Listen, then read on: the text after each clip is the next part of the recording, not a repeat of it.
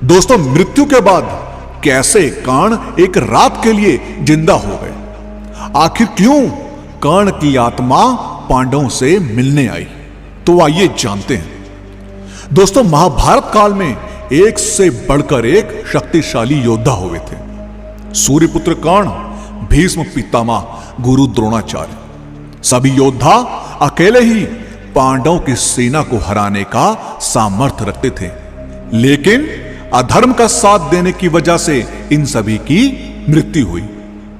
लेकिन फिर ऐसा क्या हुआ जो सूर्यपुत्र कर्ण, भीष्म पितामह के साथ साथ सभी मरे हुए योद्धा पुनः जीवित होकर पांडवों से मिलने आए? तो दोस्तों, ये बात है महाभारत युद्ध के 16 वर्ष बाद की, जब गांधारी, कुंती और धृतराष्ट्र संन्यास ले चुके थे और वन में विहार कर रहे थे। दूसरी तरफ पांडवों को अपनी माता कुंती की काफी चिंता होने लगी। इसलिए एक दिन सभी पांडव उनसे मिलने गए।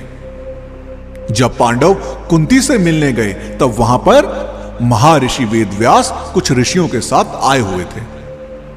अब पांडव, धृतराष्ट्र, ऋषि वेदव्यास, कुंती, सुभद्रा, गांधारी और द्रौपदी बैठकर दिव्य कथाओं पर चर्चा करने लगे।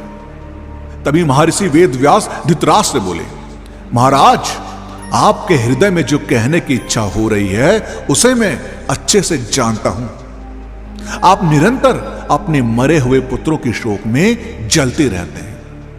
महाराज, गांधारी, कुंती और द्रौपदी के हृदय में जो दुख हमेशा बना रहता है उसको मैं भली भांति जानता हूं। मैं इससे अनजान नहीं हूं। तो आज मैं आप सभी से बोलता हूं कि मांगिए। आप मुझसे क्या वरदान मांगना चाहते हैं? अब धृतराष्ट्र बड़े थे, तो ऐसे में धृतराष्ट्र ने कहा कि वह महाभारत युद्ध में मारे गए सभी योद्धाओं को पुनः एक रात के लिए जीवित देखना चाहते हैं। इस पर वेदव्यास जी ने कहा, गांधारी, कुंती, द्रौपदी और पांडव सभी अपने मरे हुए पुत्र, भाइयों और मित्रों को आज रात देख पाएंगे। अब जब रात होने को आई तो वेदव्यास जी के बताए अनुसार नदी किनारे सभी लोग पहुंच गए। इसके बाद वेदव्यास जी ने जल में प्रवेश कर कौरवों और पांडव पक्ष के मरे हुए योद्धाओं का आह्वान किया। इसके बाद भीष्म पितामह, गुरु द्रोण आदि सभी राजा अपनी सेना के साथ वहां प्रकट हुए।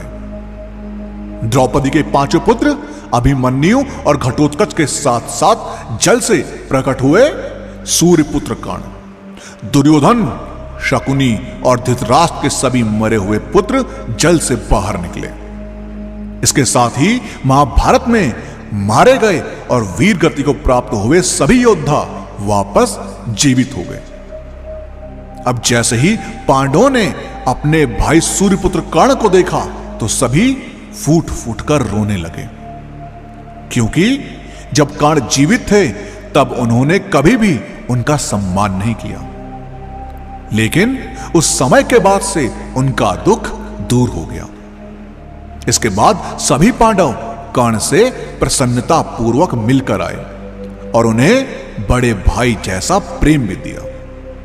इसके बाद अभिमन्यु और द्रौपदी के पांचों पुत्र द्रौपदी और सुभद्रा से मिले और वे सभी बहुत खुश हुए। वहीं दूसरी ओर धृतराष्ट्र और गांधारी अपने सभी पुत्रों से मिले।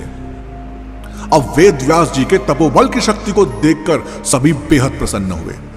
उन सभी को ऐसा लग रहा था जैसे महाभारत का युद्ध कभी हुआ ही नहीं था। और इस तरह एक रात के लिए सभी मरे हुए योद्धा पुनः जीवित हुए। उन्हीं में से एक थे सूर्यपुत्र कर्ण, जो अपनी माता कुंती और पांडवों से मिले। अब पौराणिक कथाओं के अनुसार एक कहानी यह भी है कि दानवीर कर्ण की आत्मा मरने के बाद जब स्वर्गलोक पहुंची तो दानवीर होने के कारण उन्हें स्वर्गलोक तो मिला, लेकिन जब भोजन का समय आया तो बाकी पुण्य आत्माओं के आगे तो भोजन आया, लेकिन कान के सामने सोना और चांदी परोस दिया गया। अब यह देखकर कर्ण इंद्रदेव के पास गए और उनसे अपनी व्यथा बताई। तब इंद्र ने कर्ण को बताया कि उन्होंने जीवन भर सोने चांदी का दान तो बहुत किया, लेकिन कभी अपने पूर्वजों को भोजन का दान नहीं दिया, ना ही कभी किसी त्योहार पर उन्होंने अन्न दान किया। तब कर्ण ने इंद्र से इसका उपाय पूछा, तो उन्होंने कर्ण को 16 दिनों के लिए पृथ्वी पर वापस जाने की अनुमति दी, ताकि अपने पूर्वजों को वे भोजन दान कर सके। दोस्तों, आपका इस बारे में क्या कहना है, हमें कमेंट के माध्यम से जरूर बताएं। और इस वीडियो का पार्ट 2 चाहिए हो तो कमेंट्स में पार्ट 2 जरूर लिखें। और वीडियो पसंद आई हो तो लाइक और शेयर करना मत भूलिएगा।